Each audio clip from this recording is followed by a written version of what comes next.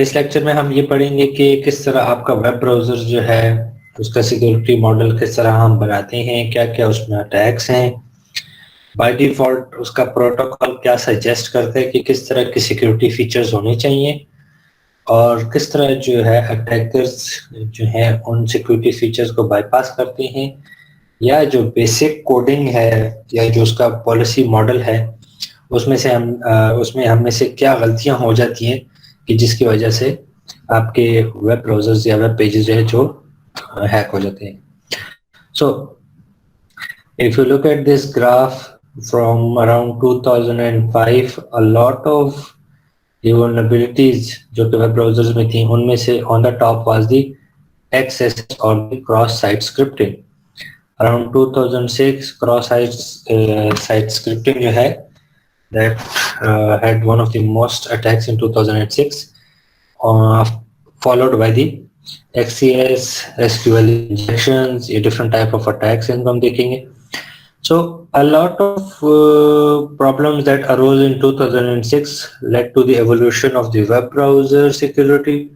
Particularly security policies were made, security models were in place. A lot of cyber security जो अगर आपने देखा उस पर काम किया गया in order to make sure that the web pages are safe to work with. Now in 2006 that was around the जो है आपके पास जो अटैक्स आ रहे थे those were reduced to almost 49% in 2010 करते कराते 2011 में this reduced to almost 37%. Particularly SQL injection जो vulnerabilities हैं उसमें एक बहुत बड़ा डिक्लाइन आया और उसको रिड्यूस किया गया. उसकी वजूहात या अभी उसकी जो टेक्निक्स वगैरह हम वो देखेंगे. Another graph showing you in 2010 that web application had almost 49% of attacks and it was reduced to 37% in 2011. So a big jump, or then another graph showing you the four attacks, that is cross-site scripting, SQL injection, file inclusion techniques and others. और अगर आप उसमें देखें so cross-site scripting was on the top और उसके बाद SQL injection. तो इन दो पे बहुत ज़्यादा काम किया गया और different models and policies were created in order to make sure that these attacks don't happen that much. Remember chapter 1 में हमने पढ़ा था कि risk management में you need to prioritize your risks. आप हर डायरेक्शन में या हर थ्रेट को जो है हैंडल नहीं कर सकते. So they prioritized on cross-site scripting, handling SQL injection. इन दोनों पर उन्होंने काम किया and they reduced it a lot. Okay, थोड़ा सा हम ये देख रहे थे कि वेब सिक्योरिटी है क्या, मॉडल किस तरह बनाए जाते हैं और फिर हम उसको किस तरह यूटिलाइज कर सकते हैं. सबसे पहले तो जो ब्राउजर सिक्योरिटी मॉडल है उसमें ब्राउजर को बतौर एक ऑपरेटिंग सिस्टम कंसिडर किया गया, एक एग्जीक्यूशन प्लेटफॉर्म जो कि आपका कोड रन करता है. उसमें बेसिक आपके पास HTTP प्रोटोकॉल होगा. You have a set of headers and cookies that help you navigate और ये आपके सेशन को मेंटेन करते हैं. ब्राउजर में यूजर इंटरफेस और डिफरेंट सिक्योरिटी इंडिकेटर्स जो हैं वो वहां पर होने चाहिए. डोंट वरी, अभी हम सिर्फ सरसरी देख रहे हैं, तब फिर उसको डिटेल में देखेंगे. वेब एप्लीकेशन सिक्योरिटी में हम ये देखेंगे कि एप्लीकेशंस में कहाँ कहाँ पर प्रॉब्लम्स आती हैं और उसमें कहाँ कहाँ पर हम फिर डिफेंसेस जो हैं सेट कर सकते हैं. इसी तरह ऑथेंटिकेशन के वक्त और सेशन मैनेजमेंट के लिए क्या प्रोटोकॉल्स होने चाहिए ऑथेंटिकेशन के और क्या मैकेनिज्म्स होने चाहिए ब्राउजर सर्वर को सेशन को मैनेज करने के लिए और उसको सेफ रखने के लिए.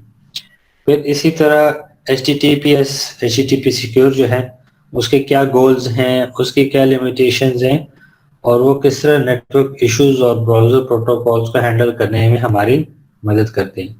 So overall web security can be divided into the browser security, the web application security related to authentication and session management and the HTTP secure protocol जो है इन चार पे हम बात करेंगे.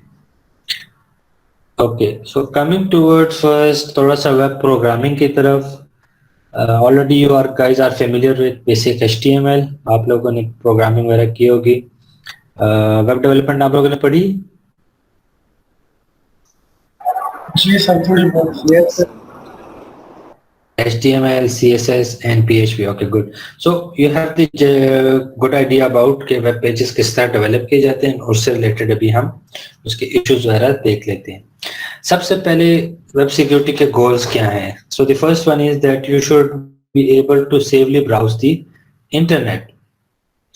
यूजर्स जो हैं अगर वो इंटरनेट यूज कर रहे हैं तो उसमें हमारा गोल ये होना चाहिए कि उसकी इंफॉर्मेशन जो है उसके परमिशन के बगैर कोई स्टील ना कर सके, और ये कि कोई एक वेबसाइट जो है अगर वो रन कर रही है और वो वेबसाइट किसी दूसरे फ्रेम की तरफ जंप करती है या किसी दूसरे वेबसाइट की तरफ जंप करती है, तो वो इस दौरान जो सिक्योरिटी है वो कॉम्प्रोमाइज ना हो। यानी कि अगर साइट ए कोई सिक्योरिटी ऑफर कर रहा है तो ऐसा ना हो कि साइट बी वो सिक्योरिटी ना ऑफर कर रहा हो या उसकी सिक्योरिटी लेवल कम हो। आवर आइडिया इज ओवरऑल के जहां पर भी आप नेविगेट कर रहे हैं you should have all the features for your security available. उसके अलावा वेब सिक्योरिटी का एक मकसद ये है कि हम कोशिश करें हम इसको पढ़ें और उसकी बेसिस पे हम ऐसे एप्लीकेशंस बनाएं कि जो बाकी लोगों को भी हेल्प करें और आइडेंटिफाई करें कि क्या कुछ सिक्योरिटी की प्रॉपर्टीज होनी चाहिए जो कि हम अपनी वेबसाइट में डाल सकते हैं या हम अपनी स्टैंड अलोन एप्लीकेशंस में इवन उसको प्लेस कर सकते हैं। So this is a basic quick model about web security. Alice is working on her laptop and through the internet she is navigating the system or the internet, और उसको ये नहीं पता होता कि बैक एंड पे एक वेब अटैकर जो है उसने एक malicious वेबसाइट जो है लोड की हुई है या उसको रन कर रहे थ्रू द सिस्टम। इस मॉडल में आपको जो दिखा रहे हैं वो ये कि जब भी आपके पास नेटवर्क कंट्रोल ना हो या नेटवर्क मैनेजमेंट सिस्टम ना हो तो कोई भी अटैकर जो है आपको एक वेबसाइट या एक जो है प्रेजेंट करके एक मैलिशियस वेबसाइट प्रेजेंट करके आपकी इंफॉर्मेशन वगैरह स्टील कर सकता है। होना क्या चाहिए कि अगर आप इस मॉडल को चेंज करें या देखें कि उसमें आपके पास एक नेटवर्क सिक्योरिटी मॉडल हो जो कि आपके और सर्वर के दरमियान प्लेस्ड हो और जो कि हैकर या ईज ड्रॉपर को डायरेक्ट सिस्टम की तरफ जो सर्वर की तरफ जो है एक्सेस ना दे सके। ये network security model make sure करे कि अगर कोई बाहर से अटैक कर रहा है उसको आइडेंटिफाई किया जाए on the basis of his level, उसको जो है सिक्योरिटी ब्रीच वगैरह करने की इजाजत ना हो। फॉर एग्जांपल अगर आम यूजर है तो वो सर्वर वगैरह पर डायरेक्ट लॉगिन वगैरह ना कर सके। अगर एडमिनिस्ट्रेशन में से है पासवर्ड है तो ओके उसको अलाउ करे और बाकियों को अलाउ ना करे। Similarly no one from the outside should be allowed to get access towards your session और your network session that is going on. तो जब तक दरमियान में नेटवर्क सिक्योरिटी मॉडल प्लेस ना हो overall internet is a very damaging place. थोड़ा सा हम देख लेते हैं कि वेब थ्रेट के मॉडल्स क्या क्या हैं। तो वेब अटैकर क्या कर सकता है कि वो अपनी मर्जी का कोई भी वेबसाइट वगैरह जो है मैलिशियस वेबसाइट जनरेट कर सकता है। उसके लिए SSL या TLS सर्टिफिकेट जनरेट कर सकता है। It is very easy. SSL secure socket layer और अभी जो है TLS transport layer security. SSL पुराना मॉडल वगैरह यूज होता था, अभी उसको रिप्लेस कर दिया गया TLS से। दोनों एक ही काम करते हैं कि ओवरऑल सर्टिफिकेट्स वगैरह इशू करते हैं किसी भी वेबसाइट के लिए। सर्टिफिकेट क्या है? सर्टिफिकेट आप समझ लें एक लिहाज से इट्स CNIC या शनाख्ती कार्ड की जिसके थ्रू वेरीफाई किया जाता है कि ये वही वेबसाइट है। तो ऑथेंटिकेशन वगैरह के लिए सेशन मैनेजमेंट के लिए ये इस्तेमाल होते हैं। तो जब भी कोई यूजर विजिट करता है attacker.com लेट से उसको विजिट करता है तो अगर मैलिशियस वेबसाइट सेट हो चुकी है तो उस पर अपनी मर्जी का कोई भी एप्लीकेशन अटैकर रन कर सकता है, कोई भी मैलिशियस कोड वहां पर रन कर सकता है। किसी भी वेबसाइट को डायरेक्टली देख ये नहीं कहा जा सकता कि क्या ये मैलिशियस है या नहीं। So you need to go through it. जो हमारे एनालिस्ट होते हैं सिक्योरिटी एनालिस्ट वो वेबसाइट को एनालाइज करते हैं। अभी आजकल आपके पास जो लेटेस्ट मॉडल्स वगैरह हैं वो तो which are based on AI they keep on checking the code to make sure that no malicious code is present there. लेकिन बहुत सारे अटैक्स वो हैं कि जो आपकी कोडिंग एरर्स की वजह से या आपको रीडायरेक्ट जब किया जाता है उसकी वजह से होते हैं, तो वहां पर ये सिक्योरिटी वगैरह इतनी स्ट्रांग नहीं है. You yourself have to be really active there. Okay, network attacker वो है एक जो अभी आपने सबसे पहले असाइनमेंट 1 की थी कि जहां पर आपने कुछ सॉफ्टवेयर लेकर वायरलेस डेटा को कैप्चर किया तो उसको डिकोड करने की कोशिश की थी. That is a passive network attack, जो इंफॉर्मेशन कैप्चर करने के बाद उसको बैक टाइम पे आराम से उसको बैठ के डिकोड करने की कोशिश करते हैं. जबकि एक्टिव नेटवर्क अटैकर्स वो हैं कि जो या तो राउटर की इंफॉर्मेशन जो है उसको चेंज करते हैं या राउटर की जो ट्रैफिक है उसको रीडायरेक्ट करना शुरू करें. डीएनएस पॉइजनिंग ये वो है कि जब आपका सेशन चल रहा हो और उस वक्त आपको के सामने कोई भी मैलिशियस एक्टिविटी ये ऑन द रन टाइम आपको प्रेजेंट करे. जबकि मेलवेयर अटैक्स वो हैं कि जो आपके सिस्टम पे जब एक दफा आ जाते हैं ओवरऑल आपके सिस्टम को आइसोलेट करते हैं और कोशिश करते हैं कि आपके पूरी ऑपरेटिंग सिस्टम का कंट्रोल उनको मिल जाए. यहां तक कोई इशू, कोई एम्बिग्युइटी, कोई क्वेश्चन किसी का? सर ये एसएसएल सर्टिफिकेट जो है ये इसको कोई रेगुलेट करता है या फिर ये कोई भी करता है? जी बिल्कुल, एसएसएल सर्टिफिकेट जो हैं ये आपके स्टैंडर्ड मतलब थर्ड पार्टी यूं समझ ले वो जो है इसको रेगुलेट करता है और उसका काम ये होता है कि लेट से यूजर ए सर्वर के साथ कनेक्ट कर रहा है तो जब सेशन स्टार्ट होता है तो यूजर ए का सर्टिफिकेट जो उसके पास पड़ा हुआ है वो भी चला जाता है इस थर्ड पार्टी के पास और जो वेब सर्वर है उसका भी सर्टिफिकेट वेब इस थर्ड पार्टी के पास आ जाता है. थर्ड पार्टी मेक श्योर करती है कि जो सर्टिफिकेट उसने इशू किए हैं क्या यही वो सर्टिफिकेट्स हैं जिस वक्त दोनों अपने अपने इस्तेमाल कर रहे हैं. अगर नहीं कर रहे होते तो आपको राइट अवे एक मैसेज भी आ जाता है. अगर आपने चेक किया कभी कभार आप वेब पेज पे जो आमतौर पर नॉर्मल वेब पेज होगा, लेट से गूगल पे भी अगर आप लॉगिन google.com लिखते हैं और एंटर करते हैं आपको मैसेज आ जाता है कि सर्टिफिकेट हैज एक्सपायर्ड. उसकी इशू ये होता है कि आपके सर्वर या आपकी जो कुकीज में जो उसका सर्टिफिकेट पड़ा हुआ था उसका एक्सपायर हो गया और नया जो है सर्टिफिकेट अभी आपने रिफ्रेश करके लिया नहीं हुआ. So you need to clear your cache, you need to start your browser again ताकि उसका नया सर्टिफिकेट आ जाए. तो जो थर्ड पार्टी है वो मेक श्योर करती है कि सेशन जब स्टार्ट हो रहा हो दोनों के पास ओरिजिनल वेरीफाइड ऑथेंटिकेटेड जो है सर्टिफिकेट्स पड़े हों. ठीक है, ठीक है सर. सर ये सर्टिफिकेट बेसिकली क्या चीज है? सर्टिफिकेट में मल्टीपल इंफॉर्मेशन पड़ी होती है. Origin IP address, origin Mac address, कौन उसका और जो ओरिजिन है होस्ट का नाम वगैरह जितनी इंफॉर्मेशन हो सकती है वो आपके सर्टिफिकेट में पड़ी होती है. वहां पर क्या वो HTTP मॉडल यूज कर रहा है, HTTP सिक्योर यूज कर रहा है, क्या इवन ये के सर्टिफिकेट में ये शो किया जाता है कि उसका ट्रस्ट लेवल क्या है, क्या यहाँ पर किसी ने उस पर बहुत ज्यादा नेगेटिव रिपोर्ट्स वगैरह तो नहीं की. तो ये तमाम इंफॉर्मेशन उसके सर्टिफिकेट में जो है एम्बेडेड होती है. Okay, so coming towards the malware attacks, कुछ हमने लास्ट टाइम देख भी लिए थे malicious कोड के लेक्चर में. a lot of websites, a lot of network penetration malwares और viruses, trojans हमारे पास मौजूद हैं.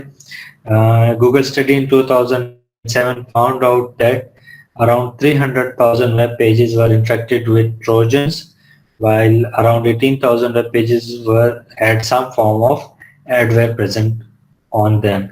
We've already covered that in the malicious code, so we'll be coming towards the network and the browser security.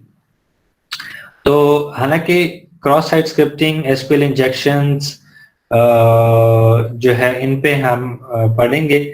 बहुत सारा इस पे काम किया भी गया इनको रिड्यूस करने के लिए. Still a lot of issues exist और किसी भी बिगिनर वेबसाइट डेवलपर के लिए या नेटवर्क जो डेवलपर है उसके लिए ये इन प्रॉब्लम्स का इनकी समझ बूझ होना जरूरी है in order to make sure that ये जो बेसिक एरर्स है वो अभी ये ना करे।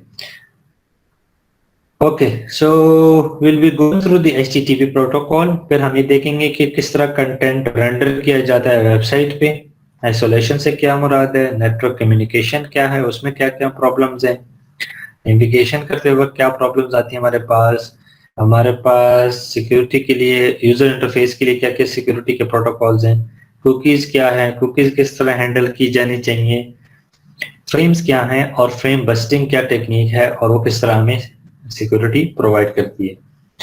So first coming towards HTTP, थोड़ा सा इसके मॉडल को देख लेते हैं। ओवरऑल जो आपका URL होता है एक ग्लोबल आइडेंटिफायर होता है जो कि आपके नेटवर्क को शो करता है या किसी भी वेब पेज या डॉक्यूमेंट को लोड करने में हेल्पफुल होता है।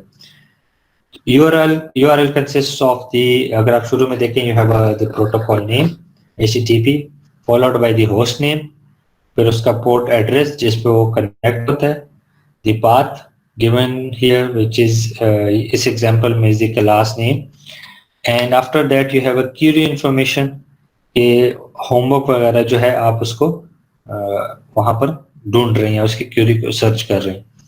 So this is how a URL is written.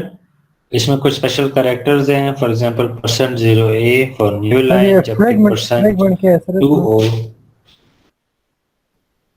Fragment इसमें होमवर्क यानी कि जो ओवरऑल क्यूरी है उस क्यूरी का फ्रैगमेंट क्या है कि उस क्लास में से किस चीज डॉक्यूमेंट, किस पर्टिकुलर डॉक्यूमेंट को ढूंढ रहे हो। Okay sir. क्यूरी का फ्रैगमेंट कि ओवरऑल क्यूरी में से किस चीज को स्पेसिफिक आप ढूंढ रहे हो। तो जो स्पेशल कैरेक्टर्स हैं these are also present there. Sorry, port इसमें कौन सा है सर? पोर्ट 81,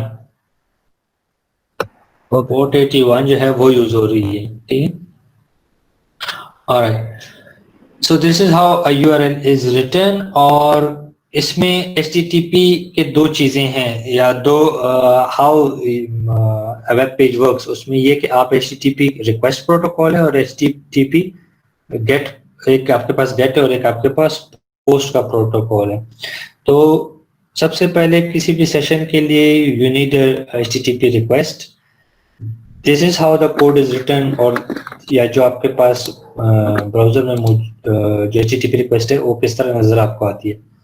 आपके पास मेथड का नाम होता है, उस मेथड के रिस्पेक्ट से उस वेब पेज का इंडेक्स पेज जो है वो फाइल फेच किया जाता है और साथ ही साथ HTTP वर्जन जो है ये भी रिक्वेस्ट किया जाता है। इसमें एक्सेप्टेबल फॉर्म्स क्या हैं कि कोई भी इमेज हो सकता है, कोई बिटमैप हो सकता है, JPEG वगैरह, कोई भी पिक्चर या एनीथिंग। ये रिक्वेस्ट आप लेट्स से आपने किसी भी वेब पेज के ऊपर जो तस्वीर मौजूद है आपने उस पर राइट क्लिक किया and you want to save it और डाउनलोड इट, तो इस वक्त HTTP रिक्वेस्ट एक उस वेब पेज की तरफ जाएगी। उसकी लैंग्वेज, उसके कनेक्शन के इस जब तक ये पिक्चर डाउनलोड नहीं, ये सेशन को अलाइव रखें। लेट्स से आप जो ब्राउजर यूज कर रहे हैं दैट इज मोजिला फायरफॉक्स, उसकी कंपैटिबिलिटी की इंफॉर्मेशन, पिक्चर कहाँ से डाउनलोड हो रही है, आपने जो रिक्वेस्ट भेजी that is let's say example.com की तरफ।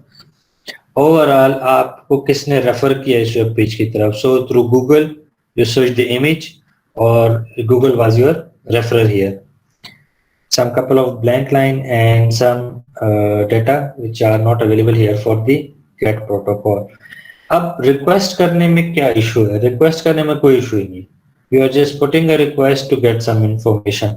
प्रॉब्लम तब आती है जब सर्वर के ऊपर आप कोई इंफॉर्मेशन पोस्ट करते हैं या इन अदर वर्ड्स सर्वर जब आपसे कोई इंफॉर्मेशन रिक्वेस्ट करता है आपके सिस्टम से, तब वहां पर हमारे पास इश्यूज क्रिएट होते हैं।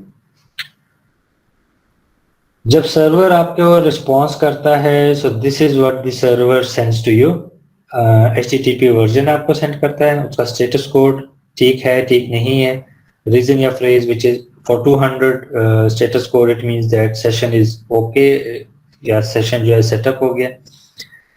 ये बाकी तमाम इंफॉर्मेशन साथ साथ आपको भेजता है। कुकीज जो है वो सेट करता है और कंटेंट लेंथ सेट करता है कि इस वक्त कुकी जो है क्या क्या इंफॉर्मेशन, लेकिन इंफॉर्मेशन जो है इस वक्त आपके पास एक वक्त में सेंड हो रही है या जो आपने गेट के रिस्पॉन्स की गेट फेच किया था, तो फेच के रिस्पॉन्स में कितनी इंफॉर्मेशन आपके पास अभी भेजी जा रही है।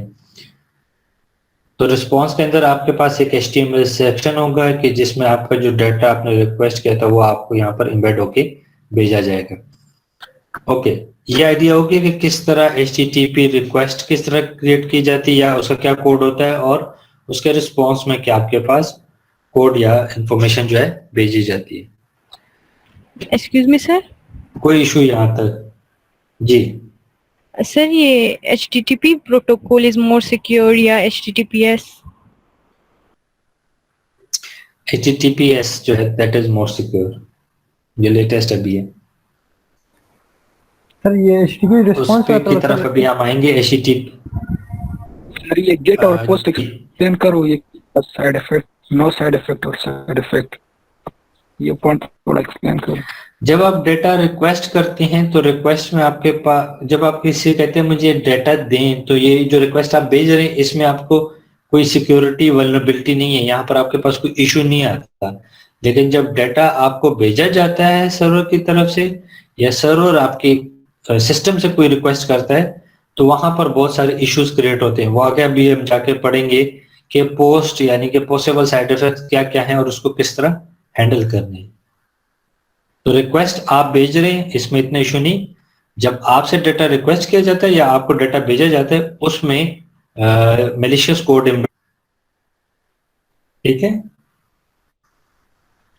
ठीक है sir. Okay, so second part अभी बेसिकली हम उस पोर्शन से गुजर रहे हैं कि जहां पर हम ये पढ़ रहे हैं कि HTTP क्या है, कंटेंट रेंडरिंग से क्या मुराद है। ओवरऑल पहले हम थोड़ा सा वो वेब डेवलपमेंट की इंफॉर्मेशन को देख लें कि वो किस तरह डेवलप हो रहा है, किस तरह काम करता है। आगे जाके हम ये देखेंगे कि उसमें प्रॉब्लम्स क्या है। So the second section is the content rendering. Rendering से क्या मुराद कि जब आपने कोई कोड लिखा हुआ उस कोड को एग्जीक्यूट किया जाता है आपके ब्राउजर में और उसके अगेंस्ट कोई आपको ग्राफिक डिस्प्ले होता है या कोई भी वहां पर जो प्रोसेस होना होता है वो प्रोसेस स्टार्ट कर दिया जाता है। फॉर एग्जांपल अगर आपने कोड लिखा हुआ है कि एक HTML के अंदर div डिवाइडर आपने बनाया हुआ है, so that means a frame will be created. तो जब वो कोड रन किया जाता है, रेंडर किया जाता है, तो वहां पर ग्राफिकली आपको एक फ्रेम जनरेट करके शो कर दिया जाता है। तो रेंडरिंग में क्या होता है कि HTML का कोड या जो स्क्रिप्ट है वो प्रोसेस होता है और उसके अगेंस्ट आपको पेज दिखाया जाता है या इमेजेस या सब फ्रेम्स, ये आपको ग्राफिकली शो कर दिए जाते हैं। कौन कौन सी इवेंट्स हैं जो कि रेंडरिंग, कौन कौन सी इवेंट्स हैं जो कि रन होते हैं या जो हर वक्त चेक कर रहे होते हैं आपकी एक्टिविटी को या उसके मुताबिक कोई काम करते हैं, उसमें से ऑन क्लिक का एक्शन है कि जब आप क्लिक करते हैं तो क्लिक की बेसिस पे क्या करेगा वो। जब माउस ओवर आता है तो क्या क्या एक्टिविटीज करेंगे। जब आप किसी वेब पेज के ऊपर माउस को मूव करते हैं तो if you have seen the cursor changes, cursor change होता है, that is an mouse over का इवेंट। बैक एंड पे ऑलरेडी कोड में लिखा होता है कि अगर माउस इस एरिया या इस फ्रेम पे आ जाए तो लिंक के लिए उसका आइकन चेंज हो जाता है माउस का। सो ऑल दिस इंफॉर्मेशन जो है रेंडरिंग के वक्त उसको इवेंट के मुताबिक रेंडर कर रहा होता है या देख रहा होता है ग्राफिक के। अगर ये इवेंट अकर करता है तो उसके लिए ग्राफिक्स में मुझे क्या चेंजेस करनी पड़ती हैं। इस तरह on load, on before unload, ये तमाम डिफरेंट इवेंट्स हैं। टाइम आउट सेट किया जाता है, टाइम आउट अगर हो जाए तो एरर के इवेंट जो है वो शो किया जाता है। टाइम आउट क्लियर होने के इवेंट्स, ये तमाम इवेंट्स बैकएंड पे रन कर रहे होते हैं। I hope you have used these events in your development coding. Yes sir, use किए sir. Sir by default time out कितना होता है सर? सर ये टाइम वाला भी यूज किए सर। By default timeout कितना होता है? Good question. Anyone with an answer? I have no idea with that. By default timeout कितना होता है? बाय डिफॉल्ट किसी रिक्वेस्ट का टाइम आउट कितना होता है? वेब पेज लोडिंग का गालिबन पूछ रहे हैं। यस सर, मैंने सर मुझे एग्जैक्ट नहीं पता था कि 30 सेकंड है पर मैं श्योर नहीं हूँ तो करेक्ट है। ओके, सो इसको खैर जरा गूगल करके सब देख सर लें। डिफॉल्ट जीरो है और इसको नो टाइम आउट कहते हैं सर। No time out. और अगर उसने इंतजार करना हो तो वो इंतजार का टाइम कितना होगा, जिससे फॉर एग्जांपल एक पेज लोड हो रहा है, वो अभी तक लोड नहीं हुआ, कितना टाइम तक वो इंतजार करेगा बिफोर डिस्प्लेइंग द एरर, ये पेज लोड नहीं 10 होगा। seconds. So 10 seconds. Okay 10 second, okay good. So that is your answer, 10 second आपका इंतजार करेगा by default. Okay so rendering की हम बात कर रहे थे। Now this is an HTML code you have written कि जहां पर कोई टेक्स्ट जो है 200 पिक्सल विड्थ के साथ -30 डिग्री की रोटेशन के साथ इसको डिस्प्ले किया जाए। तो जब आप इसको कोड को रन करते हैं ये कोड रेंडर होता है, इसके अगेंस्ट ग्राफिक आपके पास डिस्प्ले होते हैं। If you look the text at the bottom and strange root particular angle पे आपको यहाँ पर डिस्प्ले हो रहा है, ठीक है। -30 means anti clockwise, I think आप उसको चला रहे हैं। ओके सो रेंडरिंग का आइडिया हो गया। कोड रेंडरिंग मीन्स कि जो कोड आपने लिखा उसको रन किया और उसके अगेंस्ट ग्राफिकली आप उस चीज को आपको शो किया गया। अब ओवरऑल कोडिंग जब आप किसी भी वेब पेज में करते हैं, जब पहले वेब डेवलपमेंट या जब लोग कर रहे थे तो कोड स्ट्रक्चर्ड नहीं होता था। You had an unstructured code, हर जगह पर अपने हर एक लाइन पे डिफरेंट चीज को हैंडल कर रहे थे, या ऑब्जेक्ट ओरिएंटेड कोड नहीं था। आपने ऑब्जेक्ट ओरिएंटेड प्रोग्रामिंग में देखा होगा ऑब्जेक्ट्स के बनाने का सबसे बड़ा मकसद ही ये कि उसके साथ डिफरेंट प्रॉपर्टीज एसोसिएट की जा सकती हैं, और अगर एक ही टाइप के डिफरेंट ऑब्जेक्ट्स हों तो सब कुछ चेंज करने का आसान तरीका ये कि ओवरऑल आप बैक एंड पे प्रॉपर्टी की वैल्यू चेंज कर दें तो वो तमाम उसके जो ऑब्जेक्ट क्रिएटेड है उस पर डायरेक्टली भी अप्लाई किया जा सकता है। This helps a lot with coding, this helps a lot with clean code writing, structured code writing आपके लिए आसानी हो जाती है। So the document object model आपको ये बेसिकली बताता है कि आप ऑब्जेक्ट ओरिएंटेड जो है वेब बेस्ड प्रोग्रामिंग करें। उसमें से डिफरेंट एग्जांपल्स है। फॉर एग्जांपल आपके पेज का link colour, so if you want to access that you can just right document dot A link colour और आप उसको कर सकते हैं।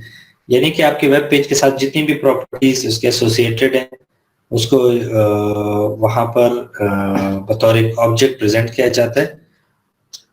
इसका फायदा अगेन मैं बता दूं, ऑब्जेक्ट रियल लाइफ ऑब्जेक्ट की तरह मॉडल किए जाते हैं तो उसकी प्रॉपर्टीज को फाइंड करना या देखना या उसको लिस्ट करना आसान हो जाता है। इसकी वजह से आपको क्लीन कोड राइटिंग आपकी हो जाती है।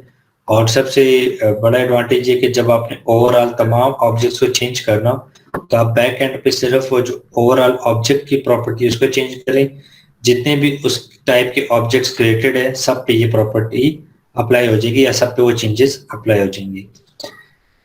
तो डॉक्यूमेंट ऑब्जेक्ट मॉडल के अलावा आपके पास एक ओवरऑल ब्राउजर ऑब्जेक्ट मॉडल होता है BOM, और उसमें जो है आप ओवरऑल वेब पेज की विंडो को, उसके डॉक्यूमेंट, उसके फ्रेम, उसके हिस्ट्री, लोकेशन और नेविगेटर को, इन सब की प्रॉपर्टीज को हैंडल करते हैं।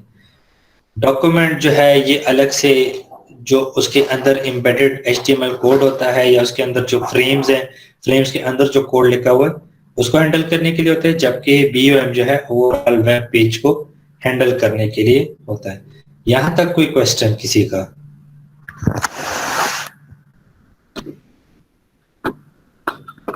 ओके सो अब HTML को nowadays वेब डेवलपमेंट तो काफी आसान है। Even drag and drop options are available, but for those who have done HTML web development through coding, आपको आइडिया होगा through coding you can create an element, you can create a text node, you can make a child, new child आप बना सकते हैं, for example child frame बना सकते हैं और आप उसको append कर सकते हैं, और you can even remove a child through the coding। तो आप ड्रैग एंड ड्रॉप ऑप्शंस जो कि आजकल अवेलेबल हैं बैक एंड पे, उसकी कोडिंग के जो बेसिक कोडिंग है उसके थ्रू भी हम तमाम काम कर सकते हैं। अब ये कोडिंग करने का फायदा भी है Okay, it is complex, but it gives you a lot of options that जो कि आप कोडिंग में सेट कर सकते हैं. But it is also harmful in the sense कि अगर आपका हैकर आपके वेब पेज तक एक्सेस कर ले डायरेक्टली और इनडायरेक्टली, वो कोड को चेंज करके या मॉडिफाई करके आपकी इंफॉर्मेशन को भी ले सकता है या ओवरऑल वेब पेज को भी हाईजैक कर सकता है. So an example at the bottom is how to add a new list item. अगर आप उसमें देखते उसने क्या किया कि सबसे पहले एक डॉक्यूमेंट जो ओवरऑल वेब पेज जो है उसका आईडी पिक किया, उसके लिए उसमें एक एलिमेंट जनरेट करने के लिए एक नया आईडी सेट किया T1. According to that ID उसने एक एलिमेंट क्रिएट किया. उस according for that web page उसने एक नेक्स्ट टेक्स्ट नोट जो है वो भी क्रिएट किया. इस तमाम न्यू आइटम को उसने अपेंड कर दिया, यानी कि उस वेब पेज के साथ लिंक आउट कर लिया. और कोई भी इंफॉर्मेशन अगर आ रही है तो वो भी उस चाइल्ड के साथ वो अपेंड कर सकते हैं. यानी कि आपने क्या किया, आपने ऑब्जेक्ट ओरिएंटेड मॉडल में आपने उसकी लेट्स से आप लिंक लिस्ट की बात कर रहे हैं, कोई भी लिस्ट जो है बात करें, उसमें आपने नया नोड क्रिएट किया. उस नोड किस टाइप का है, उसमें आप टेक्स्ट जो है कैप्चर कर सकते हैं, उसको अपने वेब पेज के साथ लिंक आउट कर दिया और कोई भी टेक्स्ट वगैरह जो लिखा जाएगा उस एरिया पे वो इस नोड में आके सेव हो जाएगा. आई होप नोड्स वगैरह का आइडिया है आपको, लिंक लिस्ट वगैरह का. इस वेब डेवलपमेंट ने नहीं किया सर हमने. यस सर, है थोड़ा बहुत आइडिया है सर. ऑलराइट,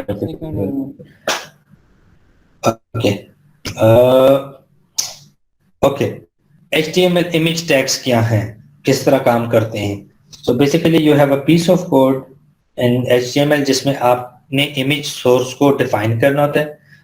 फॉर एग्जांपल आप अपनी सर्वर की लोकेशन से जो है पिक कर रहे हैं, आप अपने किसी फोल्डर या डॉक्यूमेंट लोकेशन से पिक कर रहे हैं, और साथ ही साथ आप ये बताते हैं कि उस पिक्चर या इमेज जो है उसकी हाइट और विड्थ कितनी होनी चाहिए डिस्प्ले के वक्त. Now it looks very simple कि आपने एक पिक्चर को जो है किस तरह अपने वेब पेज में एम्बेड किया या उसको लोड किया वहां पर.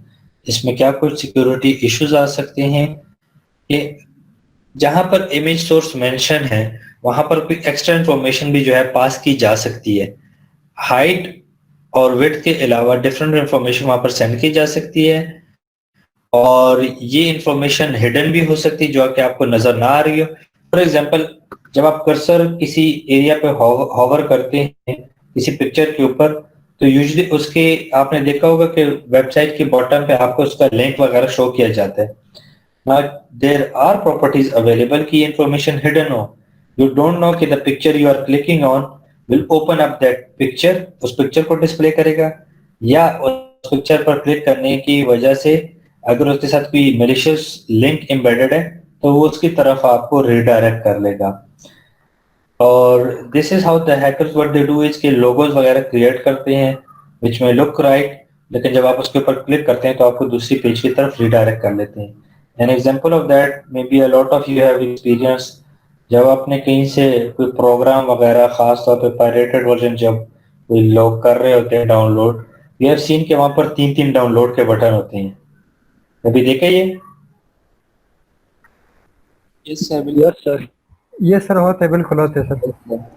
Apart from the original download button 2-3 download के लोगोज आपको नजर आएंगे. अगर आप उसके ऊपर माउस को हवर करेंगे तो कोई लिंक शो नहीं होगा, लेकिन द मोमेंट यू क्लिक वो किसी मैलिशियस वेबसाइट की तरफ आपको रीडायरेक्ट या नेविगेट कर लेते हैं. So there are image tag security issues which you need to be careful about. Okay, JavaScript on error क्या है और क्या करता है? बेसिक फंक्शन इसका ये कि जब कोई डॉक्यूमेंट लोड ना हो रहा हो प्रॉपरली या इमेज लोड ना हो तो ये आपको एरर जो है ये डिस्प्ले कर दे, बजाय इसके कि वो कहीं पर रीडायरेक्शन करे या रीनेविगेट करे. It should just show you an error and stop the navigation at that point.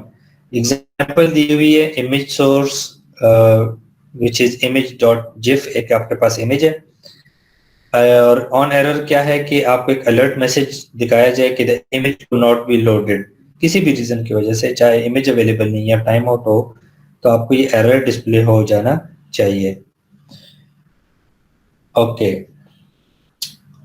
JavaScript timing का कोड जो कि बेसिकली 2 पॉइंट्स के दरमियान स्टार्टिंग टाइम और एंड टाइम को कैलकुलेट करके आपको बताते हैं कि ओवरऑल कितना टाइम लिया गया। और जिस तरह अभी हम बात कर रहे थे कि अगर 10 सेकेंड्स तक वेब पेज लोड ना हो तो ये जो जावा है आपको ये एरर डिस्प्ले कर दे कि the page is not available there, या जो इमेज है वो वहां पर अवेलेबल नहीं है। It should stop the browser eight that point, यानी कि उसको आगे किसी डिफरेंट चीज की तरफ नेविगेट करने की इजाजत ना हो। जिस चीज पे आपने क्लिक किया, चाहे वो पेज था या वो इमेज था, किसी लिंक के ऊपर आपने क्लिक किया और वो अपने पर्टिकुलर टाइम में लोड ना हो, तो वो वहां पर आकर उसको स्टॉप करे और वापस अपनी बेसिक जो पॉइंट है वहां तक आके वापस आपको वहां पर अपनी जगह पर ले आए। इसमें भी इश्यूज होते हैं कि अगर आपके पास एरर डिस्प्ले ना हो, आप एरर्स डिस्प्ले ना कर रहे हो प्रॉपर्ली थ्रू जावा, या आपका टाइमिंग फंक्शन ठीक ना हो, there is some issue there, तो ये जो है नेविगेशन जो है या मिस डायरेक्शन या मिस नेविगेशन यहाँ पर की जा सकती है towards a malicious page.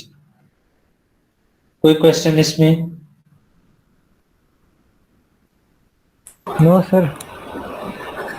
Alright, okay. Port scanning क्या है? पोर्ट स्कैनिंग की सिंपल यूं समझें कि अगर आपने ये फाइंड आउट करना है कि ओवरऑल किसी सिस्टम के क्या क्या पोर्ट्स अवेलेबल हैं, सिस्टम में कितनी डिवाइसेस हैं जो कनेक्टेड हैं, तो आप यूं समझे कि लेट्स से मैंने आपको एक फेक रिक्वेस्ट भेजी कि ये मुझे बताओ कि ये इमेज आपके पास अवेलेबल है या नहीं।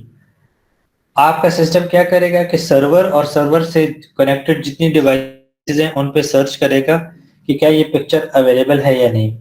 बट ड्यूरिंग दैट सर्च ये आपको इंफॉर्मेशन साथ साथ सेंड आउट कर रहा है कि ओवरऑल सर्वर का एड्रेस क्या है। You can even use phishing techniques with your picture और your request in order to find out कि इस डिवाइस मेन सर्वर के साथ कितने जो डिवाइस कनेक्टेड उनके आईपी एड्रेसेस वगैरह क्या है। अब मेन आइडिया क्या है कि आप सर्वर को डायरेक्टली अगर हैक नहीं कर सकते, लेकिन आप सर्वर के साथ जितने कनेक्टेड ऑब्जेक्ट्स हैं उनमें वीकनेस या वल्नरेबिलिटी को फाइंड आउट करते हो कि कोई एक भी उसमें हैक हो जाए तो उसके थ्रू फिर आप सर्वर पे एक्सेस आप इनडायरेक्टली भी लेने की मतलब कोशिश करते हो। सो पोर्ट स्कैनिंग क्या है कि डायरेक्टली आपको फायरवॉल तो इजाजत नहीं देता सर्वर की तरफ। व्हाट यू डू इज कि लेट्स से आप भेजते show me some pictures of dancing pigs, let's say server आपको कहते हैं कि ये है वो इन्फॉर्मेशन है कि चेक दिस आउट, और through that server information you start scanning क्या क्या एड्रेसेस जो हैं या क्या क्या डिवाइसेस कनेक्टेड है सर्वर के साथ, और फिर अगेन आप एक एक को ट्राई आउट करते हैं और देखते हैं कि किस में वीकनेस मौजूद है, उसको कनेक्ट करते हैं और उसके थ्रू फिर इनडायरेक्टली सर्वर को हैक करने की कोशिश करते हैं। So to summarise, port scanning is used to find out the different ports और the devices connected on the main server. Directly through firewall आप नहीं कर सकते, बट थ्रू पोर्ट स्कैनिंग आप डिवाइसेस को चेकआउट करते हैं कि उनमें अगर कोई वीकनेस मौजूद है उसको एक्सप्लॉइट करके आप सर्वर तक एक्सेस पकड़ लें। ठीक है, समझ आ रही इसकी? Yes sir. सर इसकी बिल्कुल नहीं है सर। ओके, अगर आपने सर्वर को के पास एक्सेस लेना है या आप चाहते हैं कि मैं सर्वर को एक्सेस करूं एडमिनिस्ट्रेटिव लेवल पे, अब डायरेक्टली फायरवॉल आपको ये चीज अलाउ नहीं कर रहा फ्रॉम द आउटसाइड, तो आप ये देखते हैं कि सर्वर के साथ जो डिवाइसेस कनेक्टेड हैं वो क्या क्या हैं और उनमें से कौन सी डिवाइस है जो वीक है, इसका सिक्योरिटी लेवल वीक है, आप उस डिवाइस को हैक करते हैं और उस डिवाइस के थ्रू पर आप सर्वर को हैक करने की कोशिश करते हैं। An example of that is कि आपको पता है कि सर्वर के पास मुझे एक्सेस नहीं मिल रहा, डायरेक्ट नहीं मिलने वाला directly through because firewall is present there. आप सर्वर को एक सिंपल रिक्वेस्ट भेजते हैं कि शो मी सम इमेजेस, और सर्वर आपको भेजते हैं कि चेक दिस आउट, या ये जो इमेज है ये ले, ये उसकी इंफॉर्मेशन है। नाउ रिमेंबर कि जब आपके पास HTTP की इंफॉर्मेशन आती है तो उसका IP एड्रेस सब कुछ आपके पास आ गया। एक दफा जब सर्वर का आपके पास आईपी एड्रेस आ जाता है तो उससे कनेक्टेड जितने डिवाइसेस हैं आप उनको स्कैन आउट करते हैं कि इस सर्वर के साथ कौन कौन से डिवाइसेस कनेक्टेड हैं। उन डिवाइस कनेक्टेड डिवाइसेस में से आप ये ढूंढते हो कि कौन सा डिवाइस है कि जिसको मैं आराम से हैक कर सकता हूँ। अगर वो हैक हो जाए तो जो वो सर्वर के साथ कनेक्टेड है उसके थ्रू पर आप सर्वर को हैक करने की कोशिश करते हो, ताकि जो फायरवॉल जो आपको पहले अलाउ नहीं कर रहा था आप उसको बाईपास करो वीक डिवाइस के थ्रू, और वीक डिवाइस के थ्रू फिर आप जो है सर्वर को हैक करने की कोशिश करते हो। क्लियर है? यस सर, क्लियर हो गया सर। इसकी एग्जांपल यूं भी ले सकते हो, लेट्स से मुझे जमशेद के पास एक्सेस चाहिए, जमशेद एक्सेसिबल नहीं है, तो मैं सबसे पहले देखता हूँ जमशेद के दोस्त कौन कौन से हैं। उसमें से मैं देखता हूँ इस्लाम जो है वो बहुत ही निकम्मा दोस्त है, उसका सिक्योरिटी लेवल कम है, तो सबसे पहले मैं इस्लाम को हैक करता हूँ, और इस्लाम को हैक करने के बाद मैं कहता हूँ अब जमशेद से कहो मेरा ये काम करके दे। ठीक है, इसको यूं समझ लो। जमशेद पर 2 नंबर ही की कहना वापस आता है जी। जमशेद ठीक है, तुम उसके निकम्मे दोस्त हो। Alright, okay okay. Isolation, isolation का सिंपल मकसद या इसके टेक्निक का मकसद क्या है, वो ये कि जब आप कोड चला रहे हो जरूरी नहीं कि वो कोड हर जगह पहला हो, या इन द सेंस कि पूरे वेब पेज का कोड एक ही डिवाइडर के अंदर मौजूद हो या एक ही फ्रेम के अंदर मौजूद हो, यानी कि पूरा कोड एक ही गो में अवेलेबल ना हो किसी को भी चेंज करने के लिए या रन करने के लिए। डिवाइडर्स या फ्रेम्स बनाने का मकसद ही ये कि अगर खुदा ना खासा एक एरिया हाईजैक हो जाए वो ओवरऑल पूरे पेज को हाईजैक करने में हेल्पफुल ना हो या उसको रोका जा सकता है। दिस वाज अ टेक्निक जो हमने बात की थी चैप्टर 1 में, रिस्क मिटिगेशन की। रिस्क मिटिगेशन ये था कि अगर कोई रिस्क अकर हो भी जाए फिर भी आप उसको लिमिट करने की कोशिश करते हो। अगर घर के किसी एक कमरे में खुदा ना खासा आग लग गई तो उसके फायर प्रूफ डोर्स हों ताकि वो बाकी घर की तरफ वो आग ना आए, या बिल्डिंग के बाकी सेंसिटिव पोर्शन या बाकी एरियाज तक वो आग ना फैल जाए। आइसोलेट करने का फायदा ही यही है कि टेक्निक का मकसद ही यही कि अगर आपका वेब पेज पे कोई एरिया हाईजैक हो जाए, ओवरऑल वेब पेज आपका हाईजैक ना हो रहा। उसके लिए आप सबसे पहले, या उसके लिए टेक्निक क्या है, आप फ्रेम्स क्रिएट करते हैं, यानी कि आपके वेब पेज के डिफरेंट एरियाज डिफरेंट फ्रेम्स तक लिमिटेड होते हैं, उसके डिफरेंट फ्रेम्स डिफरेंट एरिया को ऑक्यूपाई करते हैं, और फिर उसमें डिफरेंट प्रॉपर्टीज हैं। पेरेंट फ्रेम क्या है, सबऑर्डिनेट फ्रेम क्या है, चाइल्ड फ्रेम क्या है, उसमें इनहेरिटेंस के क्या रूल्स हैं। बिल्कुल उसी तरह के जिस तरह हमने ऑब्जेक्ट ओरिएंटेड प्रोग्रामिंग में हम देखते हैं कि क्या कैरेक्टरिस्टिक्स या प्रॉपर्टीज या इनहेरिटेंस के रूल्स होते हैं, वो यहाँ पर अप्लाई होने चाहिए। और again document object model use करने का फायदा ये कि through the inheritance rules a lot of different security checks automatically आपके पास आ जाते हैं। यानी कि आपको याद होगा कि चाइल्ड जो है पेरेंट की कुछ इंफॉर्मेशन को एक्सेस नहीं कर सकता, तो ऑटोमेटिकली ये एक सिक्योरिटी फीचर आपके पास आ जाते हैं। फ्रेम क्या है, आई फ्रेम क्या है?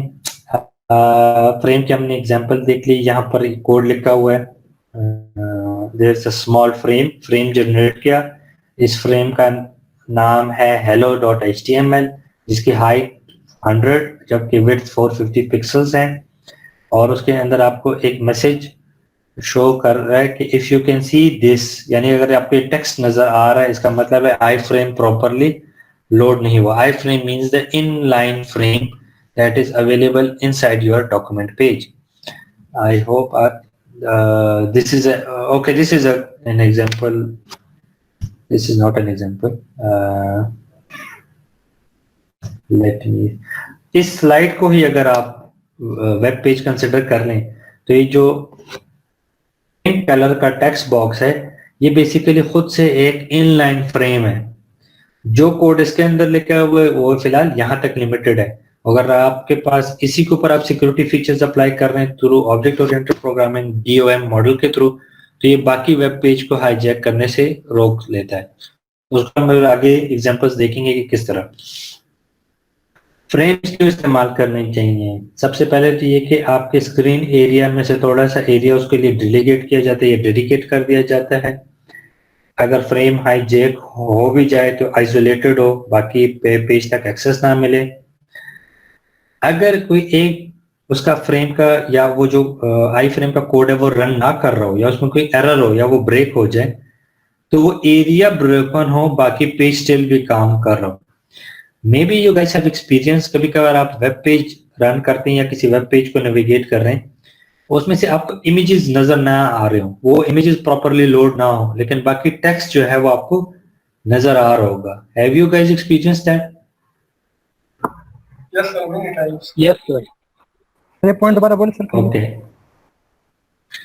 कभी कभार आपने वेब पेज नेविगेट किया होगा कि जिसमें वेब पेज का टेक्स्ट तो आपको नजर आ रहा होगा लेकिन जो पिक्चर जो है ना वो प्रॉपरली बेशक लोड ना हो, या कोई इक्वेशन लिखी हो वो लोड ना हो रही हो।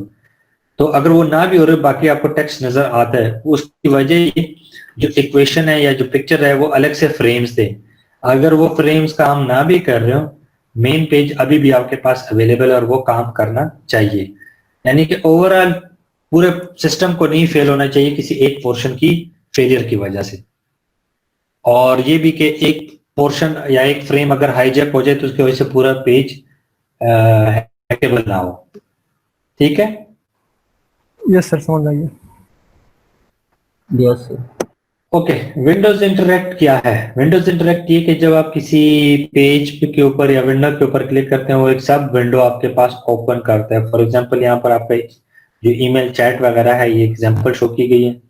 This is an example of the Windows interact कि जब व्हेन यू क्लिक और you interact with one window it opens up a child और सब विंडो जहां पर आप इंटरेक्शन वगैरह करते हैं।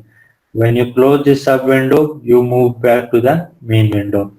अब इसमें दो तीन प्रॉपर्टीज तो डायरेक्टली आप चेक कर सकते हैं कि जब ये जो सब विंडो है अगर ये चाइल्ड विंडो होगा तो अगेन चाइल्ड विंडो अगर हैक हो भी जाए या उसको कोड लोड ना भी हो रहा, मेन पेरेंट जो कोड है वो स्टिल भी रनिंग होगा और उसको हैक करना मुश्किल होता है। तो using the DOM object model, DOM model जो है यू आर बाय डिफॉल्ट आपके पास लेवल ऑफ सिक्योरिटी आपके पास आ जाती है। ओके, ऑपरेटिंग सिस्टम और वेब ब्राउजर इन दोनों में क्या कॉमन है?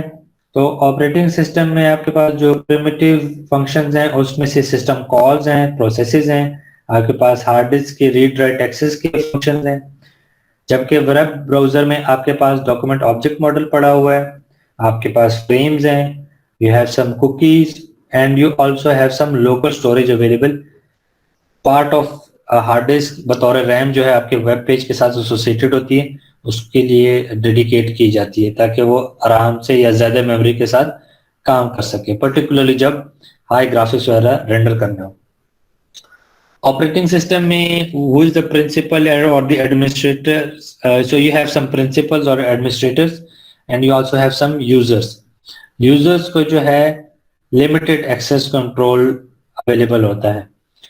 In web browser the origins या जो एडमिनिस्ट्रेटर होते हैं उनके पास मैंडेटरी एक्सेस कंट्रोल होता है। यूजर जो है उनके पास कोई भी वेब पेज के कंट्रोल आपके पास नहीं दिया जाता है। You have no control over how the objects will work. आपको सिर्फ एक वेब पेज नजर आ रहा है, आप उसको यूज कर सकते हैं, तो उसमें कोई भी आपके कंट्रोल के काम की चीजें आपको शो नहीं की जाती। ऑपरेटिंग सिस्टम में क्या कमजोरियां या वल्नरेबिलिटीज हैं? Buffer overflow is an example, DDoS attacks are present there, root exploit की एग्जांपल्स हैं। ये वो इश्यूज हैं, सिक्योरिटी इश्यूज हैं जो ऑपरेटिंग सिस्टम में मौजूद होती हैं।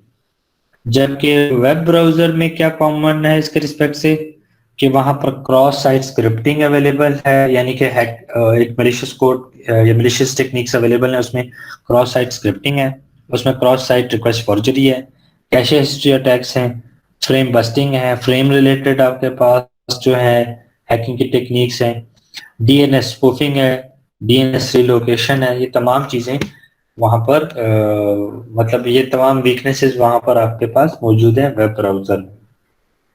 तो जिस तरह ऑपरेटिंग सिस्टम के कुछ फंक्शंस थे, कुछ उसका एक्सेस था, कुछ उसकी वीकनेस थी, इसी तरह आपके पास वेब ब्राउजर में भी कुछ आपके पास बेसिक फंक्शंस थे, नो एक्सेस कंट्रोल था यूजर की तरफ और वल्नरेबिलिटीज उसमें मौजूद है। जी बच्चे। Sir, what is buffer overflow? Buffer overflow is जब आप रिक्वेस्ट करते हैं लेट से 32 बाइट्स की information, but in the code you are through your techniques, through the hacking technique, you are able to request more than your desired data. For example, आप 32 bite request करते हैं but you find out कि इसमें back and पे इस पे कोई check नहीं लगा हुआ और you are able to extract 64 bytes. So by doing that आप जो है एक्स्ट्रा इन्फॉर्मेशन ले सकते हैं। अब वो एक्स्ट्रा इन्फॉर्मेशन जरूरी नहीं कि सिर्फ यूजर एरिया की इन्फॉर्मेशन हो, वो कर्नल स्पेस या एडमिनिस्ट्रेटिव स्पेस की भी इंफॉर्मेशन आप ऑक्यूपाई कर सकते हो या ले सकते हो। An example of buffer flow या जो रिसेंट एक बग था बफर ओवरफ्लो को जो एक्सप्लॉइट कर रहा था वो था I think it was the Google heart bleed. थोड़ा सा इसको देख लें।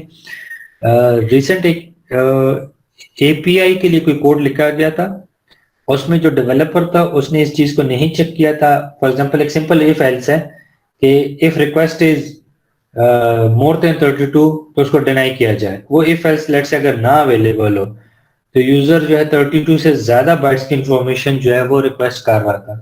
तो जब हैकर्स को पता चला कि ये नए एपीआई के कोड में ये इंफॉर्मेशन या ये जो चेक है ये मिसिंग है, तो वो ज्यादा इंफॉर्मेशन जो है वहां से एक्सट्रैक्ट कर रहे थे, तो जिसमें कि सर्वर पे मौजूद कोई भी इंफॉर्मेशन जो है वो वहां से पकड़ी जा सकती है। ठीक है। Yes, sir. ठीक है। ओके, सो ओवरऑल आपकी वेब सिक्योरिटी के जो पॉलिसीज हैं उनके क्या क्या गोल्स हैं? सबसे पहले तो ये गोल है कि कोई भी वेबसाइट हो आप उसको सेफली विजिट कर सको। 2 पेजेस अगर काम कर रहे हो आप दोनों को सिमल्टेनियसली एक्सेस कर सकते हो और दोनों का जो एड्रेस होता है वो दोनों के बीच आपको डिस्टिंग्विश करता है। For example a.com is one page, b.com has to be a different page. Self delegation हो यानी कि कोई भी पेज किसी दूसरे पेज के अंदर एम्बेड किया जा सकता है, और यहाँ पर जो आपको पिक्चर नजर आ रही a.com is the main page जिसके अंदर b.com जो है वहां पर एम्बेड किया हुआ है, और a.com उसको कंट्रोल कर सकता है और ये कंट्रोल उसके पास होना चाहिए। b.com एक लिहाज से एक चाइल्ड पेज होगा या एक चाइल्ड फ्रेम होगा जो कि a.com को सरपास नहीं कर सकता जब कंट्रोल की बात की जाए, यानी कि b.com a.com को हाईजैक ना करे। तो ये तमाम उसमें प्रॉपर्टीज होनी चाहिए। अब ब्राउजर सिक्योरिटी जो मैकेनिज्म उसको जरा थोड़ा सा देखते हैं। हर एक पेज का अपना एक ओरिजिन होगा। ओरिजिन से क्या मुराद, कौन सा प्रोटोकॉल यूज कर रहे हैं वो, उसका होस्ट क्या है, उसका पोर्ट आईडी क्या है, जिस तरह हमने शुरू में यूआरएल को देखा था। यानी कि हर एक पेज का अपना एक यूआरएल होगा जो उसको स्पेसिफाई कर रहा होगा या उसकी इंफॉर्मेशन जो है प्रोवाइड कर रहा होगा। कोई भी फ्रेम जो है हर एक फ्रेम का अपना एक ओरिजिन होगा, उसको कुछ प्रॉपर्टीज अलाउड होती हैं कि वो क्या क्या नेटवर्क एक्सेस कर सकता है, रीड राइट कर सकता है, और वो जो फ्रेम है अपनी कुकीज को स्टोर कर सकता है। फ्रेम अपनी ओरिजिन के अलावा किसी दूसरी वेब पेज या किसी दूसरे फ्रेम की जो ओरिजिन इंफॉर्मेशन है उसको एक्सेस नहीं कर सकता। ये बाय डिफॉल्ट एक रूल होगा कि फ्रेम जो है यूं समझे एक लोअर क्लास एंटिटी है, ये अपने से ऊपर लेवल क्लास की एंटिटी की कोई भी इंफॉर्मेशन नहीं ले सकता, चाहे वो ऊपर लेवल की क्लास की एंटिटी एक और फ्रेम हो या वो ऊपर लेवल क्लास की एंटिटी खुद से एक पूरा एक वेब पेज हो, ये वो इंफॉर्मेशन वहां से नहीं ले सकता। तो ये मतलब डिफॉल्ट रूल्स हैं जो कि आपके ब्राउजर सिक्योरिटी मैकेनिज्म में होते हैं। Okay, frame to frame relationship क्या होगा? कोई एक फ्रेम अगर चल रहा है, ओवरऑल फ्रेम ए काम कर रहा है, तो वो फ्रेम बी के एलिमेंट्स को मैनिपुलेट करेगा या उसके कोड को चेंज कर सकता है? नहीं, वो उसको चेंज नहीं कर सकता। क्या can frame A change the origin of content for frame B? नहीं, कोई भी फ्रेम किसी दूसरे फ्रेम की ओरिजिन इंफॉर्मेशन को चेंज नहीं करेगा। बाय डिफॉल्ट ना तो किसी के स्क्रिप्ट को चेंज कर सकता है या उसमें चेंजेस कर सकता है, और ना ही उसकी ओरिजिन की इंफॉर्मेशन को भी कोई एक फ्रेम किसी दूसरे फ्रेम को की ओरिजिनल इंफॉर्मेशन को चेंज नहीं कर सकता या ऑक्युपाई नहीं कर सकता। फ्रेम का अपने प्रिंसिपल या पेरेंट फ्रेम के साथ या मेन पेज के साथ क्या रिलेशनशिप होता है?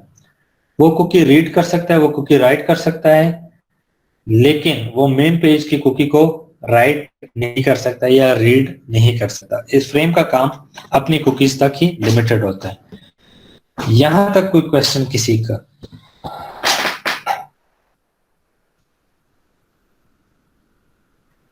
क्लियर है? Yes sir, yes sir. Okay, frame को आप ये कंसिडर करें कि छोटे बच्चे हैं, बच्चों के लिए कुछ रूल्स रेगुलेशंस हैं, वो पेरेंट्स के लेवल की चीजें इंफॉर्मेशन को एक्सेस नहीं कर सकते और अकॉर्डिंग टू दैट ये सिक्योरिटी मैकेनिज्म वहां पर इन प्लेस है। कम्युनिकेशन क्या है और किस तरह करते हैं? तो कम्युनिकेट करने के लिए आजकल तो नई एपीआईज मौजूद हैं कि जो इंटर फ्रेम कम्युनिकेशंस अलाउ करते हैं। फॉर एग्जांपल आपने देखा होगा, अगर आप जाते हैं लेट से लिंक्डइन की तरफ, लिंक्डइन पे आप कहते हैं कि मैं साइन अप करूं, साइन अप के लिए वो कहते हैं या तो आप अकाउंट क्रिएट करें या आप एग्जिस्टिंग फेसबुक या जीमेल का जो आपका या गूगल का अकाउंट है उसी से लॉगिन करें। जब आप ये फेसबुक के जीमेल के बटन पे क्लिक करते हैं, बेसिकली बैक एंड पे एपीआई रन होती है कि जो लिंक्डइन के वेब पेज को जीमेल या गूगल के जो पेज है या फेसबुक का पेज है उसके साथ दरमियान में कम्युनिकेट करने के लिए सेशन वगैरह क्रिएट करते हैं और एक दूसरे के बीच जो है कम्युनिकेशन अलाउ करती है। इस तरह का भी आपने एग्जांपल देखा हुआ है?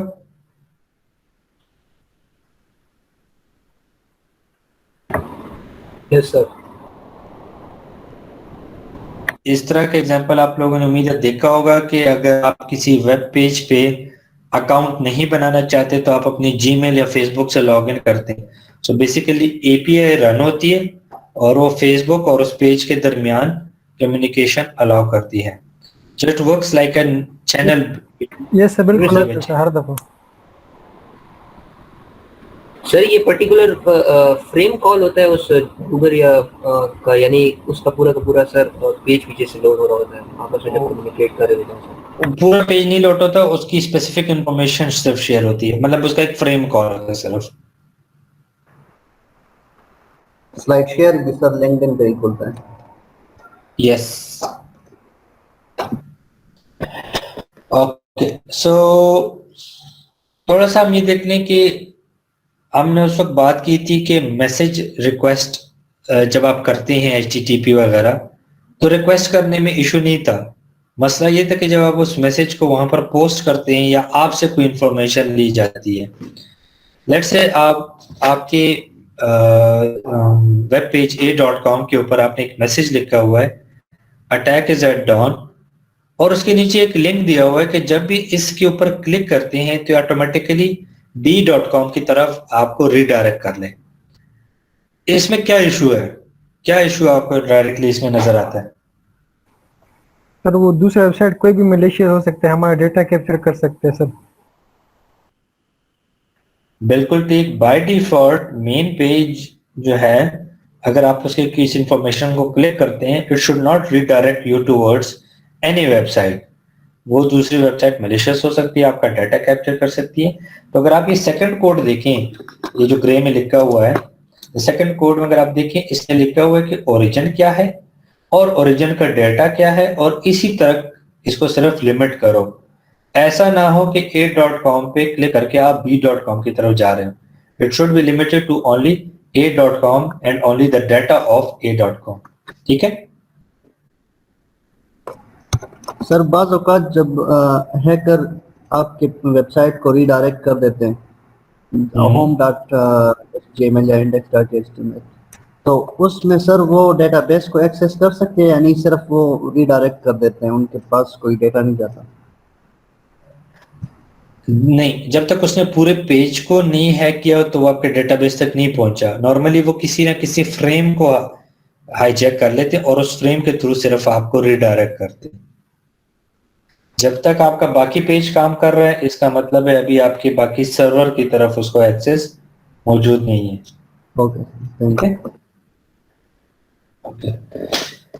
ओके, सो टारगेट ओरिजिन का, अगर आप सेकंड कोड में देखें, टारगेट की ओरिजिन की इंफॉर्मेशन होना जरूरी है। अगर टारगेट की इंफॉर्मेशन मौजूद ना हो तो जो मैसेज फ्रेम की तरफ सेंड किया हुआ है वो जरूरी नहीं कि प्रिंसिपल्स की तरफ जाए या मेन पेज की तरफ जाए, वो दूसरे किसी ओरिजिन की तरफ उसको रिडायरेक्ट कर सकता है।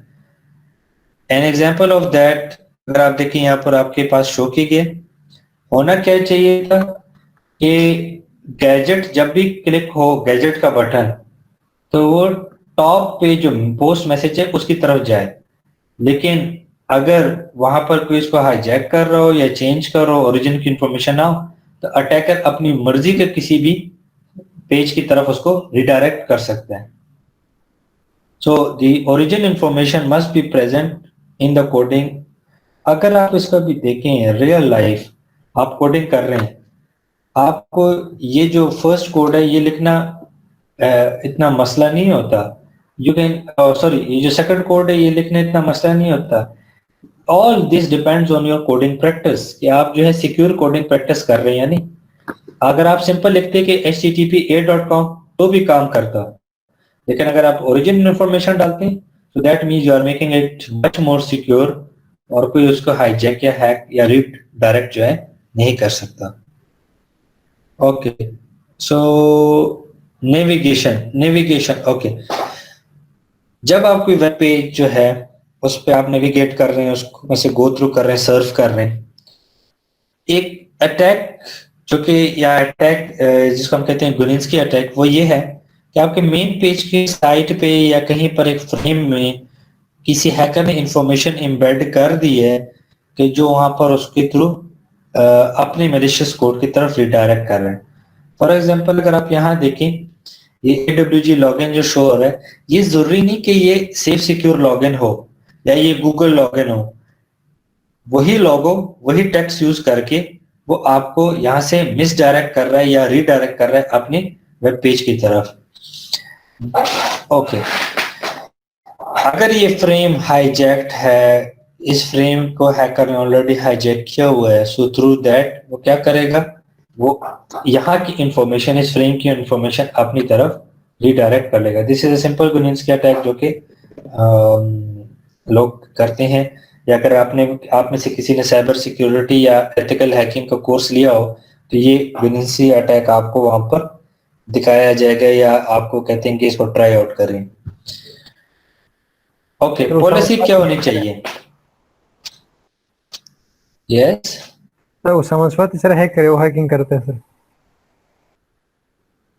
ओके, और उससे सीख लो कि किस तरह करते हैं। ऑलराइट, ओके, पॉलिसी क्या होनी चाहिए? पॉलिसी होनी चाहिए कि ओवरऑल मेन पेज जो है उसके अंदर चाइल्ड फ्रेम है, उसके अंदर सिबलिंग फ्रेम है, मेन पेज की जितने भी फ्रेम्स हैं ये उसके डिसेंडेंट्स हैं, उससे लोअर लेवल पे हैं या लोअर टियर पे हैं। और ये जो छोटा फ्रेम जब रन करता है तो इसको हम कहते हैं फ्रेम बस्टिंग। ये अपने मेन पेज के अंदर अपने आप को लोड करता है। फ्रेम बस्ट करते वक्त ऐसा ना हो कि पेरेंट को ये हाईजैक कर ले या पेरेंट को सरपास कर ले। डॉम या जो डॉक्यूमेंट ऑब्जेक्ट मॉडल है उसका फायदा ये कि वो चाइल्ड को रिस्ट्रिक्ट करके रखता है। ऑलराइट, नॉर्मल जो लेगेसी ब्राउजर्स थे वो उनका बिहेवियर अगर आप देखें कि वो फ्रेम्स को किस तरह हैंडल करते थे। इंटरनेट एक्सप्लोरर 6 बाय डिफॉल्ट उसको परमिशन दिया हुआ था कि वो मेन पेज की तरह काम करे, जबकि उसमें एक ऑप्शन भी अवेलेबल था कि अगर आप चाहते हैं तो उसको चाइल्ड बना के भी रख सकते हैं। Internet Explorer 7 with no flash उसने इस चाइल्ड उसको डिसेंडेंट के तौर पर रखा हुआ था, यानी कि पेज के अंदर कोई फ्रेम है उसका लेवल डिसेंडेंट का होगा अगर उसमें फ्लैश नहीं है। तो अगर फ्लैश है तो उसको परमिशन है कि वो रन कर ले। अब यहाँ पर एक बहुत बड़ा मसला होता था, आधे वायरसेस जो है फ्लैश के साथ एम्बेडेड किए जाते थे और उनको पता होता था कि इंटरनेट एक्सप्लोरर 7 में उसको परमिशन अलाउ है, तो जब भी फ्लैश का कोड रन करता था वो मैलिशियस कोड वहां पर एग्जीक्यूट कर सकते हैं। फायरफॉक्स 2 ने सब फ्रेम को बतौर एक विंडो ट्रीट करता था। सफारी 3 ने उसको परमिशन दी हुई थी कोड रन करने की बाय डिफॉल्ट।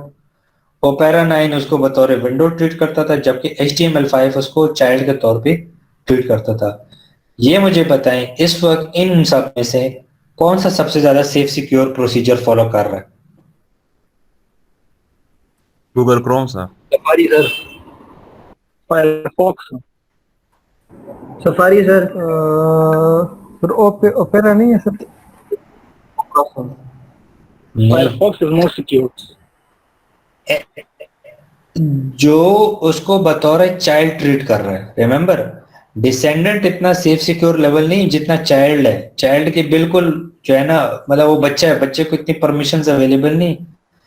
इंटरनेट एक्सप्लोरर 6 जो ऑप्शन है जहां पर वो उसको चाइल्ड ट्रीट कर रहा है ये भी सिक्योर है, जबकि HTML5 जो उसको चाइल्ड के तौर पर ट्रीट कर रहा है ये सिक्योर है।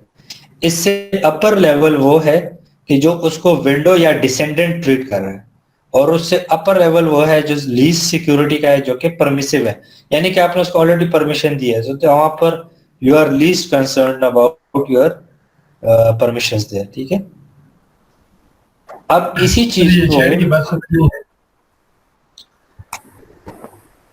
ओके, इसको यूं सर, ये- समझो, जो परमिसिव है उसको तो डायरेक्टली परमिशन अवेलेबल है, लिहाजा वहां पर वो अपनी मर्जी का कोड रन कर सकता है, तो उसका सिक्योरिटी लेवल बहुत कम है, यानी आपने उस पे चेक एंड बैलेंसेस बहुत कम रखे हैं। ठीक है, इससे लोअर लेवल ये कि मेन पेज बाकी फ्रेम को बतौर डिसेंडेंट ट्रीट करे या विंडो ट्रीट करे। विंडो या डिसेंडेंट जो उसके कुछ आपने लिमिटेशंस वहां पर रखी हैं, अभी भी उस पर कंप्लीट लिमिटेशंस नहीं है, लेकिन जो चाइल्ड है उसके पास बिल्कुल भी कोई प्रॉपर्टी नहीं, या आपने उसको बहुत ही लिमिट किया हुआ है।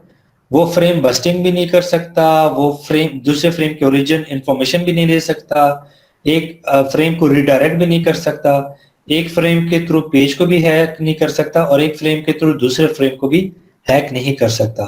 So the child policy is the most secure one, यानी कि उसको बहुत सारी परमिशन ही आपने डिसअलाउ की हुई। ठीक है,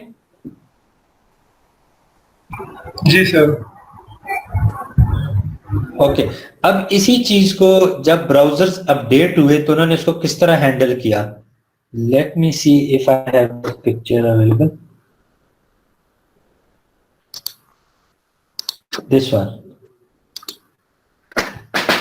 जब पॉलिसी को अपडेट किया तो इंटरनेट एक्सप्लोरर 7 ने उसको डिसेंडेंट कर दिया, यानी कि उसको लिमिट कर दिया। फ्लैश के साथ भी उसको डिसेंडेंट कर दिया, लिमिट कर दिया। फायरफॉक्स उसको डिसेंडेंट करके लिमिट कर दिया। सफारी 3 ने भी डिसेंडेंट करके लिमिट कर दिया। ओपेरा 9 ने उसको मल्टीपल पॉलिसीज के थ्रू हैंडल कर रहा है, उसको सिंपल डिसेंडेंट नहीं का, उसको डिफरेंट पॉलिसीज के थ्रू लिमिट किया। जबकि HTML5 ने भी उसको और भी जो है डिसेंडेंट कर दिया, कुछ परमिशंस अलाउ की चाइल्ड से अपर लेवल, लेकिन अभी भी उसको लिमिटेड फॉर्म में रखा। सो फ्रॉम दीज लेवल्स कि जहां पर सिक्योरिटी कम थी, a lot of browsers move towards more secure policy, descendant। अगर इनकी जगह मैं होता तो क्या करता, I would switch to child version, कि सबको चाइल्ड पे ले आओ, यानी कि कोई परमिशन ही ना करो। लेकिन that limits your frames, that limits your functionality, या जो न्यू फीचर्स हैं, फॉर एग्जांपल APIs वगैरह या इंटर फ्रेम API कम्युनिकेशन, वो फिर चाइल्ड प्रॉपर्टी पे रन नहीं कर सकते। So that's why they move to the medium level which is the descendant level, और उस पे most of the browsers are working nowadays. Sir ये ओके, HTML5 पहले चाइल्ड था, उसके बाद फिर ये अपर लेवल पे क्यों आए सर ये डिसेंडेंट? वो मैं कह रहा हूँ कि चाइल्ड पे आपके पास क्योंकि बहुत सारी परमिशंस अलाउड नहीं होती हैं, लेकिन जो लेटेस्ट फीचर्स वगैरह हैं उनको भी फिर यूज नहीं किया जा सकता। फॉर एग्जांपल इंटरफ्रेम कम्युनिकेशन, या जो भी हमने बात की थी कि APIs यूज होती हैं दो वेब पेजेस या दो डिफरेंट डोमेन्स के दरमियान कम्युनिकेट करने के लिए, तो उनके लिए आप चाइल्ड लेवल पे फिर कम्युनिकेट नहीं कर सकते, या कम्युनिकेशन अलाउड नहीं होती फ्रेम्स में, तो उसको कम से कम कम्युनिकेशन रखने के लिए फिर आपको डिसेंडेंट लेवल पे रखना पड़ता है। रिमेंबर, डिसेंडेंट का मतलब ये नहीं कि वो बिल्कुल अनसेफ है, it is still safe, it is still being managed by a lot of policies, still a lot of जो लिमिटेशंस हैं वो अभी भी आपके फ्रेम्स के ऊपर जो है प्लेस की गई हैं। ये है कि उतनी सख्त नहीं जितना कि चाइल्ड के लिए थी। ठीक है,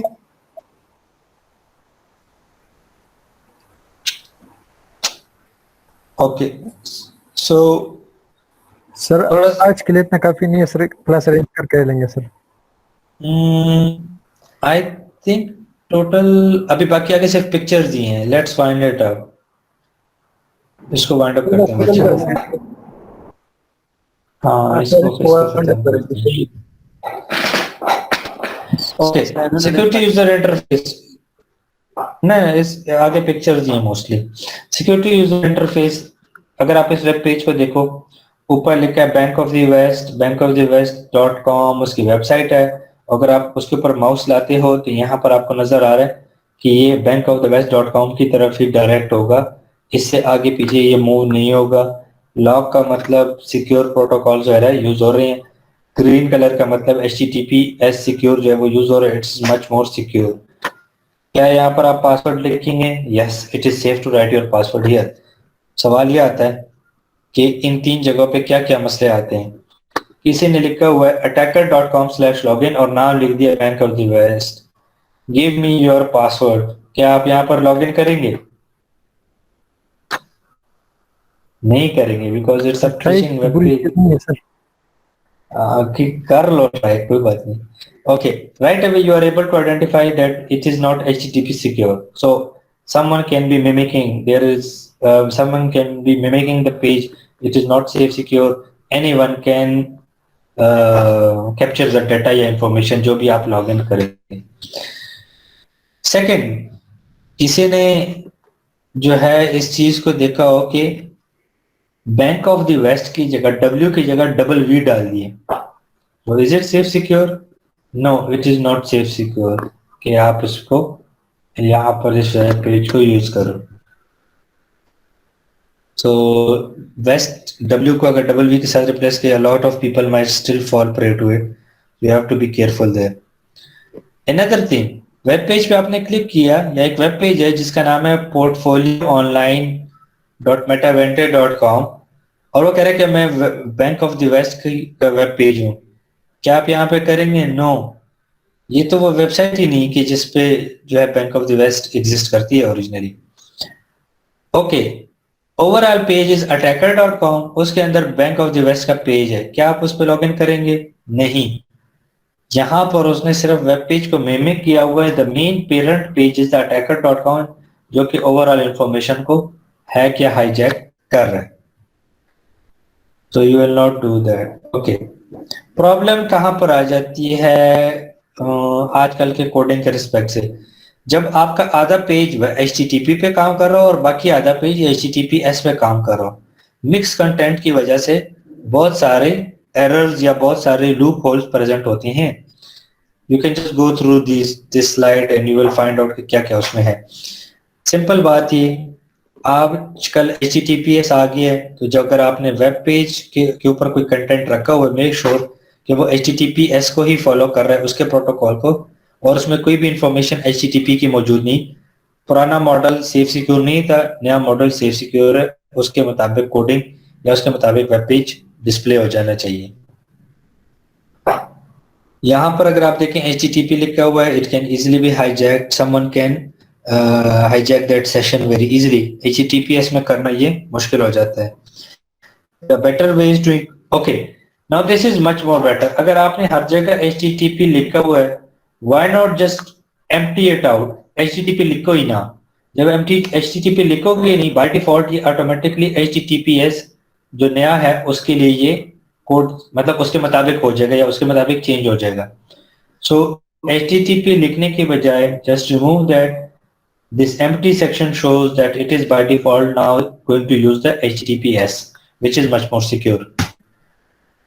Okay, लॉक आइकन क्या करता है? लॉक आइकन जो है SSL सर्टिफिकेट्स को शो करता है और मेक श्योर करता है कि वाकई जिस शख्स के साथ आप कम्युनिकेट कर रहे हैं, जिस वेब पेज के साथ आप कम्युनिकेट कर रहे हैं, ये एक ऑथराइज्ड बंदा है, ये ऑथेंटिकेटेड बंदा है, ये वही शख्स है जिसके साथ आप कम्युनिकेट कर रहे हो.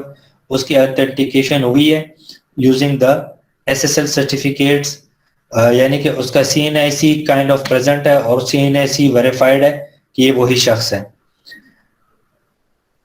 ओके, एक्सटेंडेड वैलिडेशन, जब तक ये जो लॉक साइन है ये आपकी एक्सटेंडेड वैलिडेशन को शो करता है, means the person is authenticated. अगर आप सेकंड में देखें यहाँ पर पेपॉल लिखा हुआ है लेकिन लॉक का निशान नहीं है. Do you think it is safe?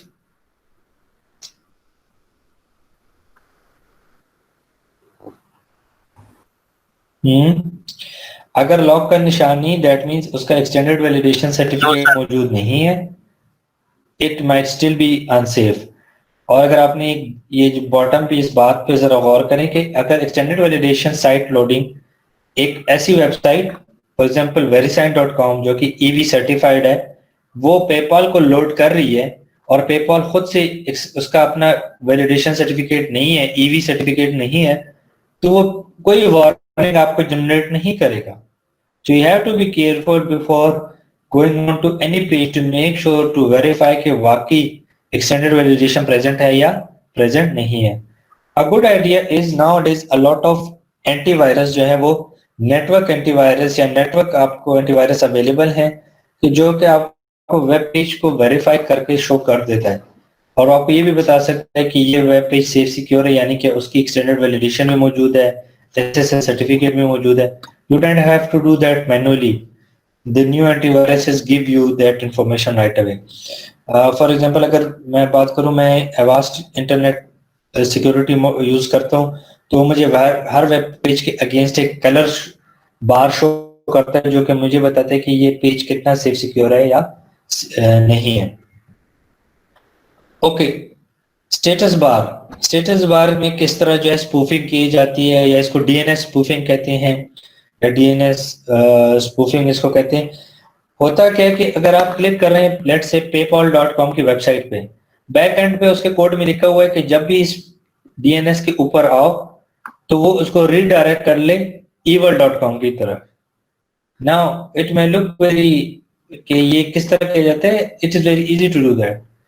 अगर वो वेब पेज जो है उसमें किसी ने हैक कर लिया, वो वहां से अपनी तमाम इंफॉर्मेशन को रीडायरेक्ट कर सकता है अपनी पेज की तरफ। जो इंफॉर्मेशन आप पेपॉल पे लॉग इन कर रहे होंगे उस वक्त वो बेसिकली evil.com की तरफ हो रहा होगा। तो जब भी आप किसी वेब एड्रेस या जो स्टेटस बार के ऊपर होवर करते हैं, नीचे अगर आपको उसके नजर आ रहा हो तो गुड, नहीं नजर आ रहा हो तो आप उसका राइट क्लिक करके उसकी पेज की सोर्स इंफॉर्मेशन में चेक कर सकते हैं कि क्या ये बाकी पेपॉल की तरफ ही आ रही है या किसी और वेब पेज की तरफ रीडायरेक्ट हो रहा है। कुकीज क्या है? कुकीज जो है मेक श्योर करती हैं कि जब आपका सेशन चल रहा हो तो वो उसकी बेसिक इंफॉर्मेशन सर्वर और ब्राउजर के दरमियान सेव करता है, जिसमें कि सर्वर का नेम वगैरह, डोमेन का भी ये सेशन एक्सपायर होगा, क्या ये एसएसएल सर्टिफिकेट यूज कर रहे हैं, यानी ये तमाम उस कुकी में स्टोर होता है। ओके, अगर मसला क्या आ जाता है? मसला ये आ जाता है कि कोई उस कुकी को जाके उसकी इंफॉर्मेशन चेंज कर रहा है। फॉर एग्जांपल हैकर आया, हैकर ने जो google.com की कुकी है उसके डोमेन में जाके उसकी कुकी को चेंज किया और कुकी में लिख दिया evil.com। तो जब आप नेक्स्ट टाइम google.com लिखेंगे वो क्या करेगा, उस कुकी के थ्रू अपने पेज की तरफ evil.com की तरफ रीडायरेक्ट करेगा। तो इसलिए कुकीज की सेफ्टी होना या उसकी सिक्योरिटी होना भी ये भी जरूरी है। Cookies is not just a simple text, again cryptographic protocol, hashing protocols उसमें एम्बेडेड है ताकि कुकी को कोई हाईजैक ना कर सके। और एक और चीज आपको वेब पेजेस ने बार बार बताया भी होगा, और ये एक अच्छी आदत है, कुछ अरसे बाद आप अपनी पुरानी कुकीज को डिलीट कर दें, कैश जो है उसको फारिग करें, अपने ब्राउजर की जितनी भी पुरानी इंफॉर्मेशन जो टेम्पररी पड़ी है उसको डिलीट कर दें ताकि कुकीज जो हैं वो रिफ्रेश हो जाएं, new protocol, new SSL values, certificate उसमें आ जाए और वो सेफ सिक्योर हो। So don't keep cookies for longer period, या ब्राउजर की जो मेमोरी है उसको time to time clean up करते रहें। कुकी करता क्या है, ब्राउजर की तरफ से रिक्वेस्ट आई वेब सर्वर की तरफ, वेब सर्वर ने आगे चेक किया कि क्या डेटाबेस में ये यूजर प्रेजेंट है, अगर प्रेजेंट है तो ऑथोराइज करो, ऑथोराइज करता है तो ये इंफॉर्मेशन आगे वैलिडेशन के लिए चली जाती है और मेक श्योर किया जाता है कि ये वही वैलिडेटेड या वही ऑथेंटिकेटेड यूजर है या नहीं है। अगर है ओके एक्सेस दे दो, अगर ये वही यूजर नहीं, उसकी वैल्यूज में कोई इशू है या कोई प्रॉब्लम आ रही है तो अदरवाइज रिस्ट्रिक्ट कर दें। कुकीज ओवरऑल इस सर्वर सेशन को बनाने में और उसको रनिंग करने में, मेंटेन करने में हेल्पफुल होता है, या उसका ये काम होता है।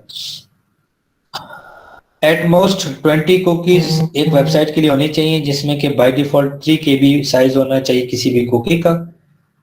कुकी जो है ये सेशन मैनेजमेंट के लिए इस्तेमाल होती है। कुकी को जो है कोई भी हाईजैक ना कर सके। Browser will only send cookie back over HTTPS। कोई भी कुकी इस तरह नहीं होगी कि जब आप रिक्वेस्ट भेजिए वो HTTPS के थ्रू हो, और ऐसा ना हो कि कुकी आपको HTTP के थ्रू वापस आ रही हो। HTTP सेफ सिक्योर नहीं है, कोई भी दरमियान में उसके उस वक्त कुकी को हाईजैक कर सकता है। Okay, can rewrite secure cookies over HTTP। Again, cookie अगर खुद से सेफ हो लेकिन HTTP के ऊपर आ रही हो, उसको भी लोग हाईजैक कर सकते हैं, रीराइट कर सकते हैं।